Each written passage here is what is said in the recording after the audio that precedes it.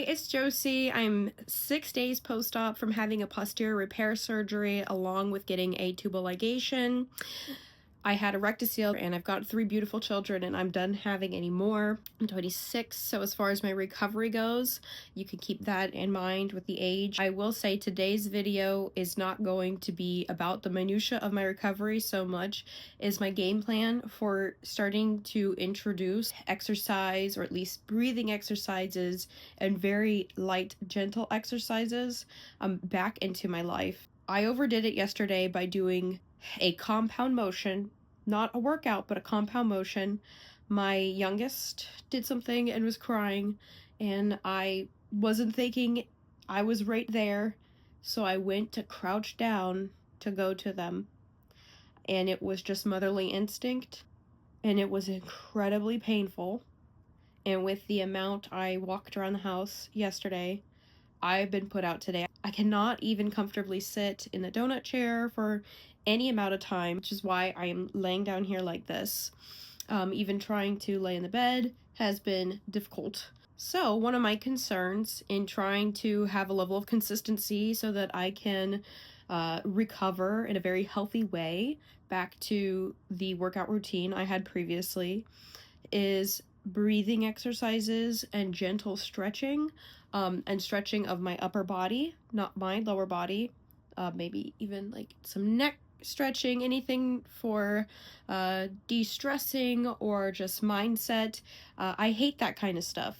The benefit to me disliking it is that it is teaching me self-discipline, and that is incredibly important for consistency. And consistency over purely having an explosive high weight workout is the key to fitness in general, but especially when you have hiccups like children or surgeries.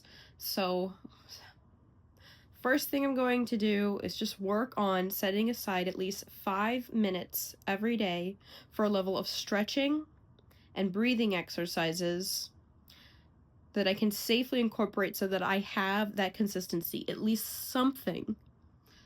The second thing I'm going to try to do is on the days where I am not sore from standing, because there are times like yesterday, before I did anything to myself, I think it was mainly just the sleeping overnight leading into today that this was an issue, but if I can stand up and I don't just feel sore, like it's more so getting in and out of chairs that are sore or using the restroom that's sore, if I can stand up and be okay, then I would like to try to start doing calf raises, because it's not really affected, and unlike any kinds of big hinging motions, and even arm exercises, it's not going to put pressure on my abdominal core.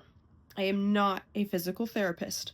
I am not a personal trainer. This is my game plan for my recovery with the knowledge that I currently have and some of the things I've talked about with my physical therapist in the past. And so I know that there's a lot of exercises, even if I were to use light weights for arms. I do have 2-pound dumbbells. I don't think that doing that, or a Pilates style of slow motion, I don't think I would trust doing that quite yet, because anything that's going to have me struggling at all, like if I do a very high rep count, I don't want it to start affecting my core muscles. Because the thing about core muscles and a posterior repair, I mean, one, the tubal is literally on my abdomen, but as far as the posterior repair, the same way as if you are trying to avoid making a rectocele worse, I don't want to have that abdominal pressure bearing down on where I'm recovering. So I'm going to try and do calf raises when I feel good. Unlike the breathing and upper body stretching, arm stretching, I'm not going to commit to 5 minutes a day. I'm just going to commit to if I feel well. And then I can do 3, I could do 10, maybe I can stand and do 20 at a time throughout the day. And then the next day I can't. But I am not going to push anything beyond that. And then we'll just see how that goes. And then finally, the last thing I'm going to try and do is I have been really enjoying drinking things that are not just water or water with electrolytes. I've been drinking a lot of coffee, whether caffeinated or not, but still a lot. I've been drinking a lot of soda, diet soda, and I don't think that's going to do me any benefit with exercising. One, like the high sodium in some of the drinks that I'm having, and then obviously the high amounts of caffeine. I can already tell too that I don't feel like drinking liquid is really hydrating me the same way. That's just kind of being flushed out. So I'm going to try and make an effort to stay really hydrated. I have like Stanley styled cups, you know, those tumblers. I have a 30-ounce one, and then I have several 40-ounce ones, and then one 50-ounce one. So what I'm going to try and do is, depending on which cup I have, if it's a 30-ounce one, I'm going to drink 4, you know, to get the 120 ounces. If it's a 40-ounce one, I'm going to try and at least get 3 to get the 120 ounces. And then if it is my 50-ouncer, then I will try to drink 2 of those and a little extra, you know, like another glass to go with it. And the other thing is just with the nature of this repair, I'm tired of being dehydrated also because I understand the importance of keeping the whole digestive system lubricated. So that's my game plan for how I'm going to start getting back into exercising post-op and recovering. And I think it's going to be a great way to help keep a level of self-discipline and consistency of intentional activity, because I don't think stretching is going to necessarily, like stretching my arms and shoulders is not going to raise my heartbeat, but it is intentional activity. So I am looking forward to seeing how this goes. I look forward to doing the first update tomorrow after having the week on, and I'm going to go rest now. Thank you for watching.